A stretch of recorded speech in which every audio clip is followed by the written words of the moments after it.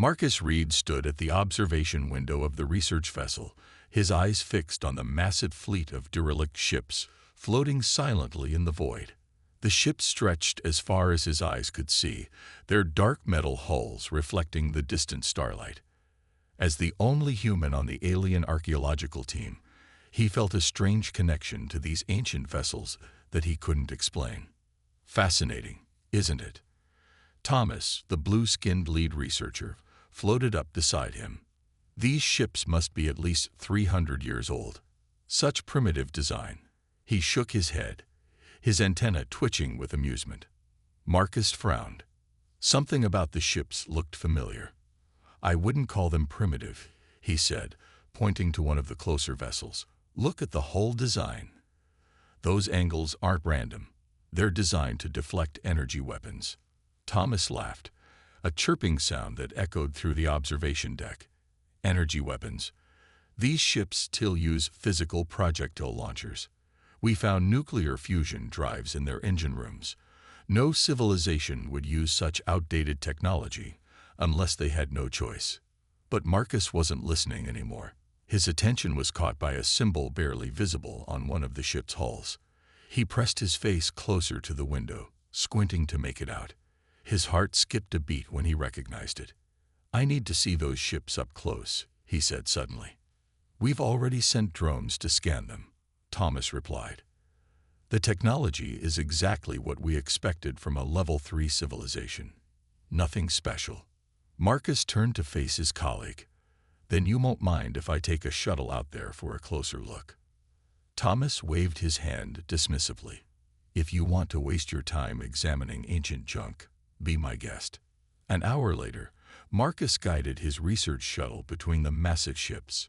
Up close, they were even more impressive. Each vessel was at least a kilometer long, their hulls scarred but intact. He maneuvered toward the symbol he had spotted earlier. As his shuttle's lights illuminated the hull, his suspicions were confirmed. There, partially hidden under centuries of space dust, was a familiar emblem. An eagle with spread wings, clutching arrows, and olive branches. Computer, Marcus called out, his voice trembling with excitement. Scan for any matching symbols in Earth's historical database. The computer hummed for a moment before displaying its results. Marcus's eyes widened as he read the screen. The symbol was an old United Earth Navy emblem, used during the colony expansion era 3 centuries ago. That's impossible, he whispered to himself. The Lost Colonies program was a failure. All ships were reported destroyed or lost. He guided his shuttle toward what appeared to be an airlock. The design was old, but he recognized the emergency override panel. With shaking hands, he suited up for EVA and moved toward the airlock. The override still worked, just as he knew it would. Human engineering was built to last. The airlock cycled, and Marcus entered the ship. His helmet lights illuminated corridors that hadn't seen light in centuries, but everything was remarkably preserved in the vacuum of space. He made his way to the bridge, following layouts he had studied in history classes. When he reached the command center, he found exactly what he was looking for. The captain's log terminal was right where it should be. It took him several minutes to power up the ancient computer system. When it finally flickered to life, a message began playing. The hologram showed an older man in a uniform Marcus had only seen in historical records. This is Admiral Kent of the United Earth Navy. The recording began. If you're watching this, then our worst fears have come true. They've returned. The Admiral's face was grim. This fleet wasn't lost or abandoned. We left it here on purpose, along with others scattered throughout the galaxy, because we knew that someday they would come back. And when they do, you'll need these ships. They're the only weapons that work against them. Marcus stared at the recording in shock. The Lost Colonies program hadn't been about colonization at all. It had been about preparing for a future war. He reached for his communicator. Thomas, he called urgently, you need to see this. And you need to stop calling these ships primitive, because humans built them. And I think I know why. The pieces were starting to fall into place, And Marcus had a feeling that this discovery was just the beginning of something much bigger. Humanity's past was about to change the galaxy's future. 2 weeks after Marcus's discovery, alarms blared through the Galactic Council's main chamber. Emergency signals flashed across the massive holographic displays, showing multiple colonies under attack. Marcus stood quietly in the back of the chamber, watching the chaos unfold. Council members rushed about, their voices rising in panic as more bad news arrived. 3 more colonies lost in the Outer Rim. Someone shouted. Energy weapons had no effect. Thomas, now one of Marcus's strongest supporters, stepped up to the central platform. The enemy ships just absorb our weapons, he reported, his blue skin pale with worry. It's like shooting light into a black hole. The council leader, an elderly alien with silvery scales, raised his hands for silence. What about our shield technology? Useless, Thomas replied. They pass right through them. We've lost contact with the colony on Delta 9. Population 50,000. His voice cracked at the last words. Marcus felt a chill run down his spine. He stepped forward, pulling up the ancient recording he'd found on his datapad. Council members, he called out, I think you need to see this. The chamber fell silent as Admiral Kent's recording played again. This time, Marcus had found more of the message. They're immune to energy weapons. Their ships absorb all forms of radiation. That's why we went back to basics. Kinetic weapons, nuclear warheads, physical ammunition. Sometimes the old ways are the best ways. The council leader leaned forward. You're saying these creatures have attacked before? Marcus nodded. 300 years ago, humanity fought them and won, but at a great cost. The Lost Colonies program wasn't just about expansion. It was preparation for their return. He pulled up more files he'd recovered from the ancient fleet. Look at these battle reports. The same pattern. Energy weapons useless, shields ineffective. But humanity found a way to fight them. With projectile weapons, one council member scoffed, throwing metal at them. Exactly, Marcus replied. Sometimes the simplest solution is the best one. They can absorb energy, but they can't stop a tungsten rod moving at relativistic speeds. More emergency signals flashed across the displays. 5 more colonies under attack. The enemy was moving faster now, growing bolder with each victory. Thomas stepped closer to Marcus. The ancient fleet you found, he said quietly. How many ships? Over 300 in that sector alone, Marcus answered. And according to these records, there are 4 more fleets hidden throughout the galaxy, each one strategically placed to protect different sectors. The council leader's scales rippled with interest. Can they be reactivated? Marcus nodded. The ships were deliberately preserved, kept in vacuum, minimal system degradation. They're ready to fight. He paused, looking at the latest casualty reports. They were built for exactly this moment. Another alarm blared. A new hologram appeared, showing strange ships approaching the core systems. They were black as space itself, seeming to bend light around them. Energy weapons from the defense platforms fired, and disappeared into the dark hulls without effect. Those are the same ships, Marcus said, pointing to images from the ancient records.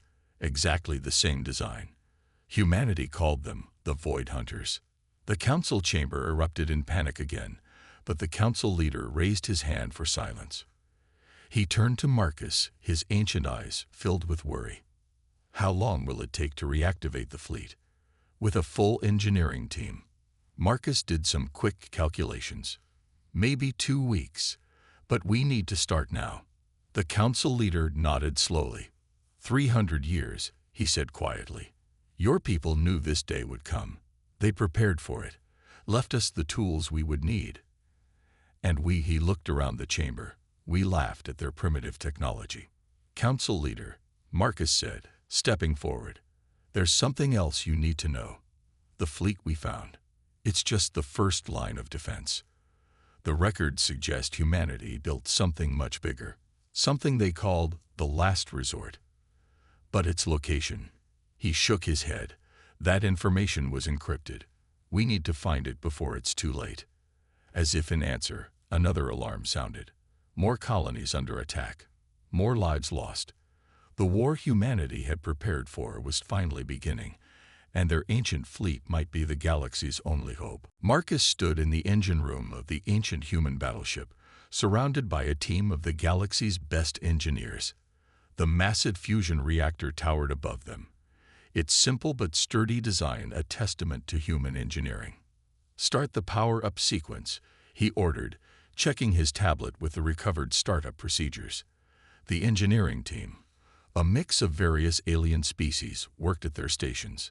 Some had 4 arms, others floated in anti-gravity suits, but all were focused on their tasks. "Main power circuits connected," reported the chief engineer, his tentacles dancing over the control panels. "Beginning reactor warm-up." Marcus watched as lights flickered to life across the massive ship. Systems that had slept for 3 centuries slowly awakened. The ship hummed with growing power, like a giant taking its first breath after a long sleep. Suddenly, alarms blared. Red warning lights flashed throughout the engine room. "Reactor temperature rising too fast," shouted one engineer.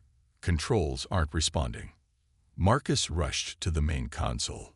"Wait," he said, studying the readings. "The reactor isn't malfunctioning. It's running a security check." He quickly typed in a series of commands he'd found in the old Earth military logs. The alarms stopped. A holographic image appeared above the reactor controls. Another message from Admiral Kent. "If you're watching this, you've begun reactor startup," the Admiral's image said. "Be advised, all systems have built-in security measures. You'll need proper authorization codes for full power." Marcus smiled. Of course, the old fleet would have safeguards.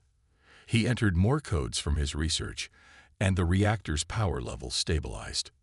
"Full power achieved," announced the chief engineer, sounding impressed. These humans, they really knew what they were doing. Marcus nodded, then activated his communicator. "Bridge, this is engineering. You have full power.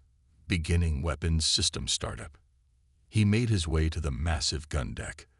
The ship's main weapons were huge railguns, electromagnetic launchers designed to fire projectiles at incredible speeds.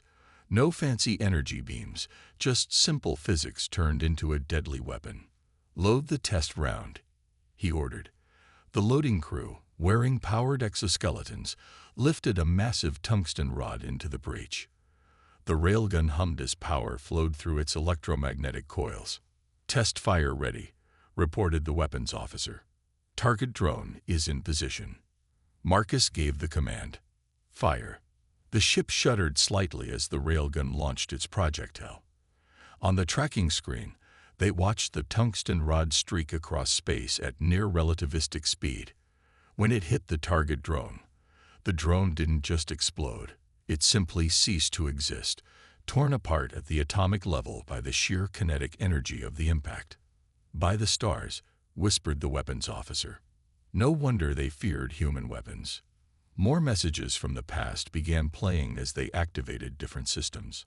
Admiral Kent had left detailed instructions everywhere. Between messages, Marcus found battle logs, tactical data, and most importantly, information about the enemy. "They're called the Void-Born," Marcus read from a recovered file. "They evolved in deep space, feeding on stellar radiation. That's why energy weapons don't work. It's just food to them. But they can't absorb kinetic impacts. Physical damage tears their structure apart." A call came in from another activation team. "Marcus, we found something in the fleet flagship. You need to see this."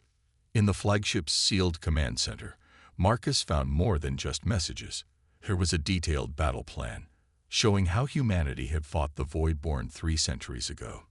The plan showed fleet positions, attack patterns, and victory conditions, everything they needed to know to fight this war.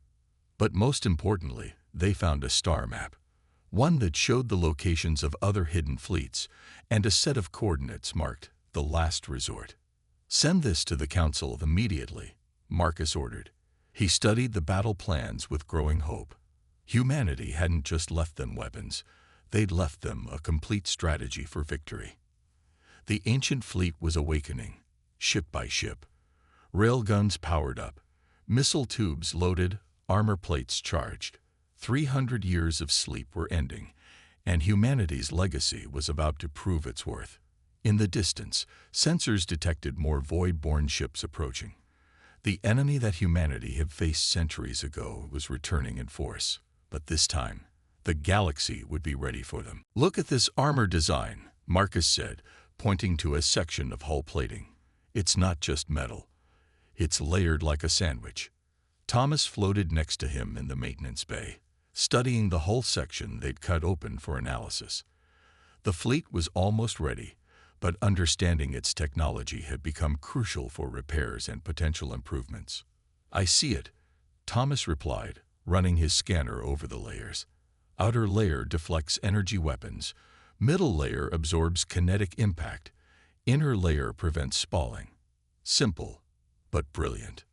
The maintenance bay was filled with alien engineers studying different parts of the ancient ships.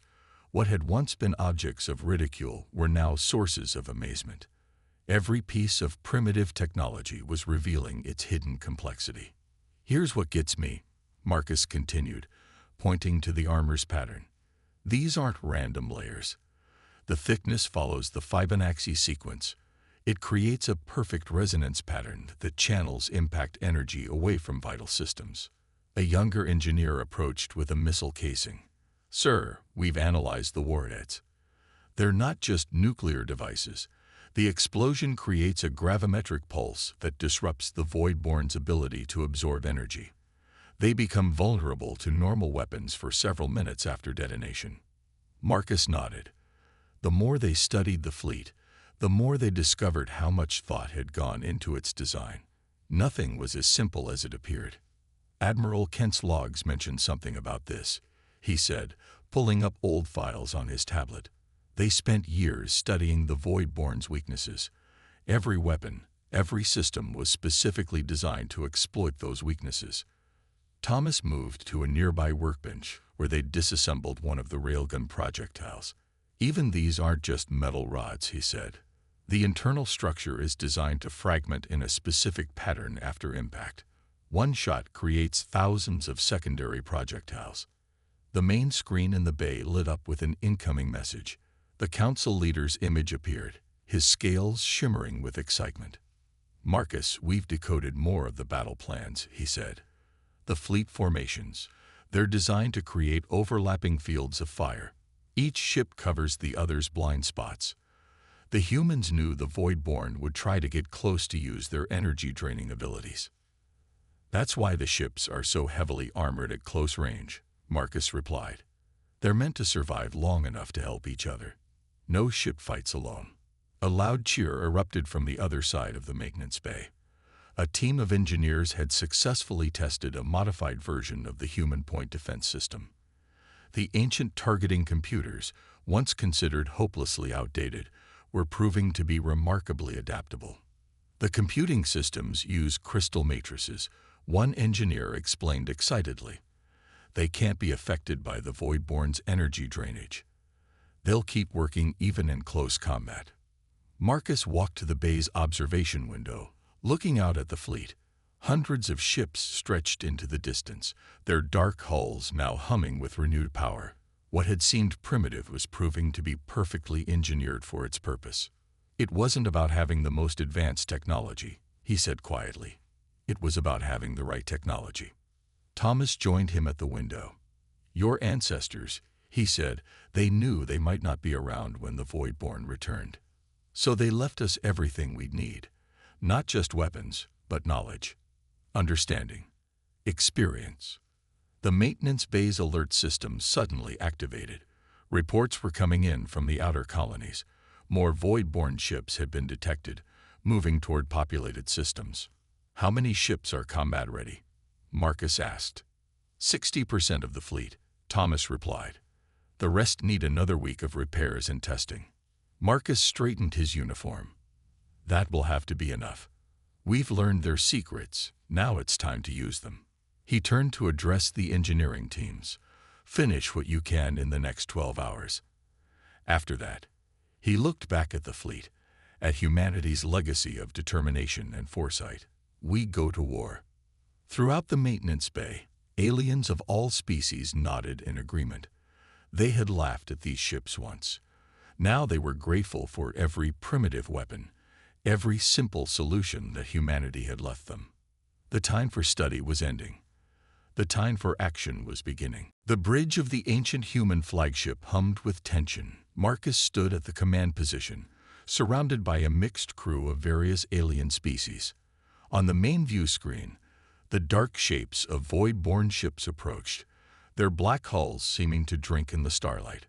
All ships report ready, Thomas announced from his position at Tactical. Fleet Formation Delta 7, just as the battle plan suggested. Marcus nodded. The fleet had arranged itself in a three-dimensional diamond pattern, each ship positioned to support its neighbors, just as humanity had planned centuries ago. Enemy ships entering weapons range, called out the sensor officer. They're moving to surround us. Let them come closer, Marcus ordered, remembering Admiral Kent's battle logs. Wait for optimal firing position. The void-born ships moved with absolute confidence, having never been challenged by the galaxy's most advanced weapons. They had no reason to fear this ancient fleet. They're charging their energy drain fields, Thomas reported, trying to disable us before they attack. Marcus allowed himself a small smile. Activate the hull resonance patterns. Throughout the fleet, the special layered armor began to vibrate at specific frequencies. The Voidborn's energy-draining attacks washed over the ships, but the power systems remained stable. Enemy is within optimal range, Thomas announced. All ships showing green for synchronized fire. Marcus took a deep breath. Execute Pattern Omega. Fire all railguns. The space between the fleets lit up as hundreds of railguns fired simultaneously. Tungsten rods accelerated to near-light speed streaked across the void. The void-born ships, expecting energy weapons they could absorb, made no attempt to evade. The results were devastating. The kinetic impacts tore through their supposedly invulnerable hulls. Several void-born ships simply ceased to exist, torn apart by the sheer force of the impacts. Others spun out of control, their structures compromised. Direct hits on 60% of targets. Thomas shouted, his antennae quivering with excitement. They're breaking formation. Launch nuclear missiles, Marcus commanded. Target their rally points.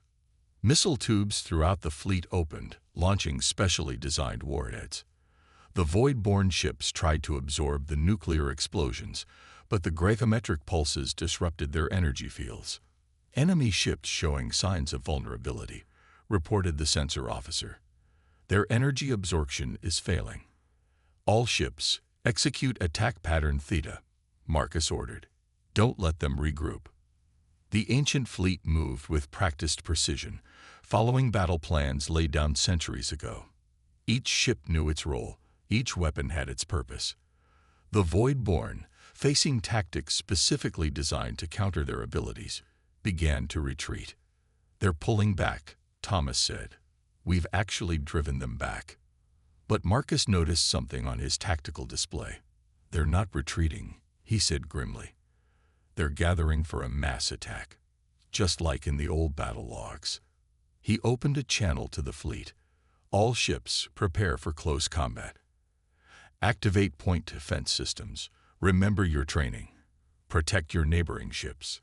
The Void-born attacked in a massive wave, trying to overwhelm the human fleet through sheer numbers. But the ancient ships held their formation. Point defense guns tracked and fired, filling space with a web of kinetic projectiles. Ships covered each other's blind spots, just as planned. When Void-born ships managed to get close, they found their energy-draining powers useless against the crystal matrix computers and heavily armored hulls. Meanwhile, short-range weapons, shotgun-like spreads of metallic fragments, tore into their vulnerable forms. The battle raged for hours, but its outcome was never in doubt. Humanity had fought this enemy before. They had learned their weaknesses, developed the right weapons, and created the perfect strategies. Finally, the remaining void-born ships fled, leaving behind a graveyard of their dead. The ancient human fleet had suffered damage, but not a single ship was lost. On the flagship's bridge, Marcus received damage reports and casualty figures. They were far lower than expected. The old fleet had proven its worth. "Send word to the Council," he ordered. "Tell them the human fleet works exactly as designed. And tell them to prepare the other fleets for activation." He paused, looking at the battle debris floating in space. "The Voidborn will be back, and in greater numbers. But now we know they can be beaten." The crew cheered. The galaxy's most advanced civilizations had failed to stop the Voidborn, but humanity's primitive fleet, designed with simple but perfect purpose, had won the day. 2 days after their victory, Marcus stood before the Galactic Council, presenting a holographic map of the galaxy. Red dots marked the locations of recently discovered human fleets, each one larger than the last. "We've confirmed 4 more fleet locations," he explained, pointing to different sectors. Each one was hidden in areas we thought were empty space. The humans used special energy fields to hide them from sensors. The council members watched in amazement as more data appeared on the map. Each fleet's position had been carefully chosen, creating a web of defensive positions across the galaxy. "This one protects the core worlds," Marcus continued, highlighting a fleet near the galactic center. 500 ships, including carriers and support vessels. "And this one," he pointed to another location, "guards the main trade routes. 300 ships, mostly fast attack craft." Thomas, now officially assigned as Marcus's second-in-command, added to the presentation. "We found more messages from Admiral Kent. The humans didn't just randomly place these fleets. They studied migration patterns, trade routes, and strategic resources. They protected everything they thought future civilizations would need." The council leader leaned forward. "How did they hide all this from us? We've had advanced sensors scanning these regions for centuries." Marcus pulled up technical data on the hologram. The hiding spots were chosen carefully. Solar radiation, magnetic fields, dust clouds, all natural phenomena that could mask the ship's presence. Simple but effective. "Like everything else they built," Thomas added with newfound respect. The junior council member raised a hand. "But why? Why go to all this trouble for civilizations that didn't even exist yet?" Marcus played another recovered message from Admiral Kent. The Admiral's weathered face appeared above the council table. "To those who find our fleets," the recording began, "you might wonder why we did this. The answer is simple. We remembered our own history. On Earth, we had many civilizations rise and fall.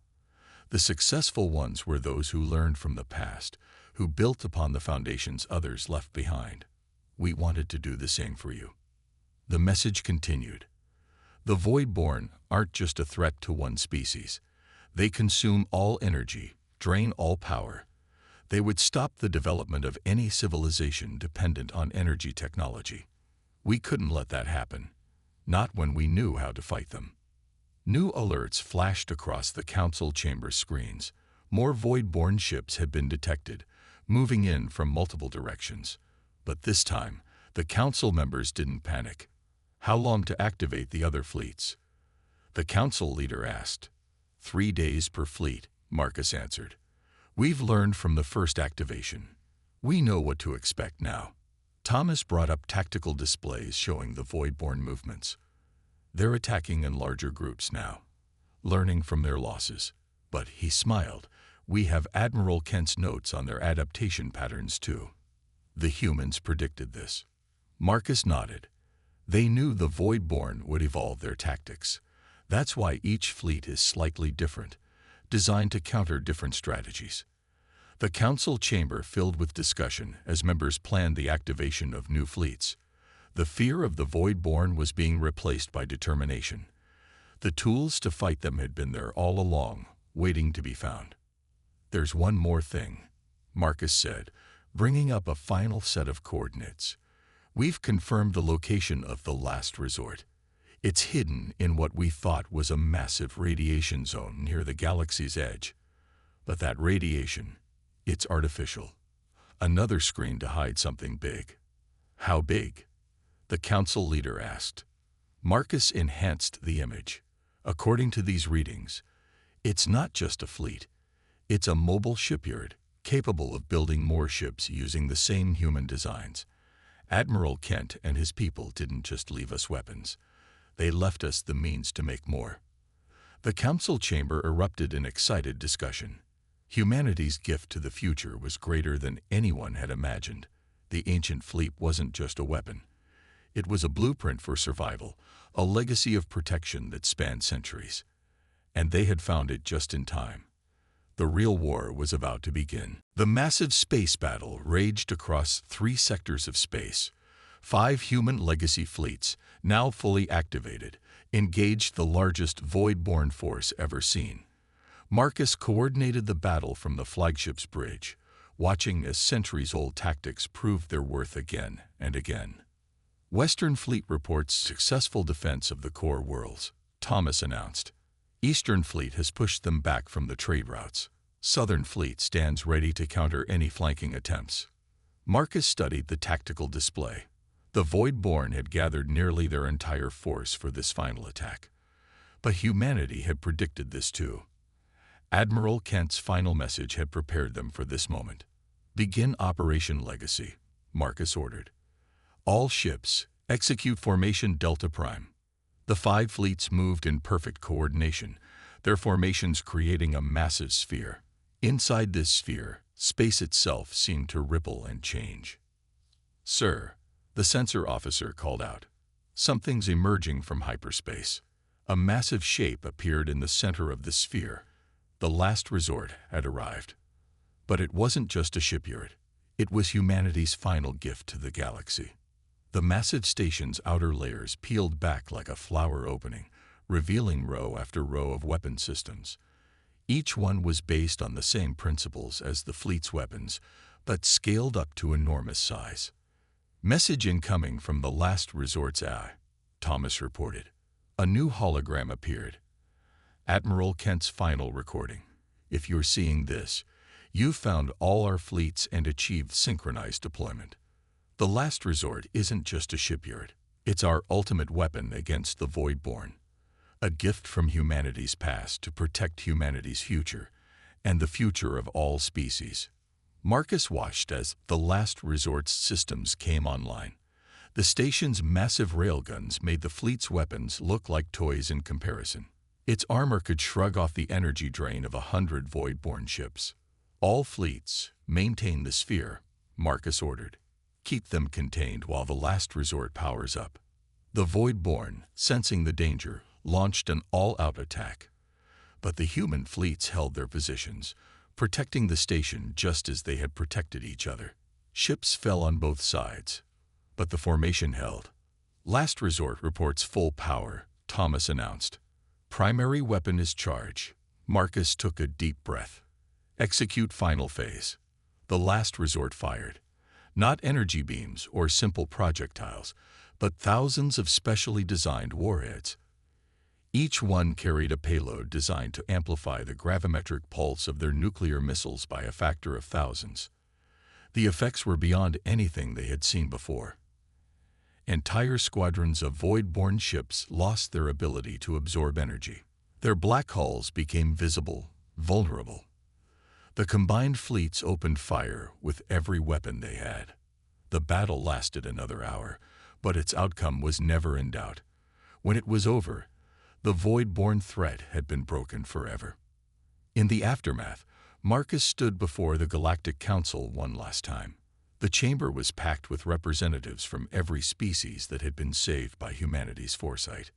300 years ago, he said, humanity fought this same enemy. They could have simply defended themselves and forgotten about it. Instead, they spent decades building these fleets, hiding them throughout the galaxy, preparing for the day when they would be needed again. The council leader rose. We owe humanity a debt we can never repay. We dismissed their technology as primitive. We laughed at their methods, but they were wiser than all of us. They sacrificed immense resources not to protect themselves, but to protect civilizations that didn't even exist yet. That's what humanity does, Marcus replied with pride. We learn from the past to protect the future. The Lost Colonies program wasn't about expansion or power. It was about responsibility, about making sure that what happened to us wouldn't happen to others. As if to emphasize his words, new data appeared on the council screens. The Last Resort's databases had unlocked, revealing even more of humanity's legacy. Technological innovations, defensive strategies, and peaceful applications of their primitive technology. Humanity never lost those colonies, Thomas realized. They didn't fail. They succeeded beyond anyone's imagination. They became the hidden guardians of the galaxy. The council chambers filled with applause. The ancient fleet had done more than save the galaxy.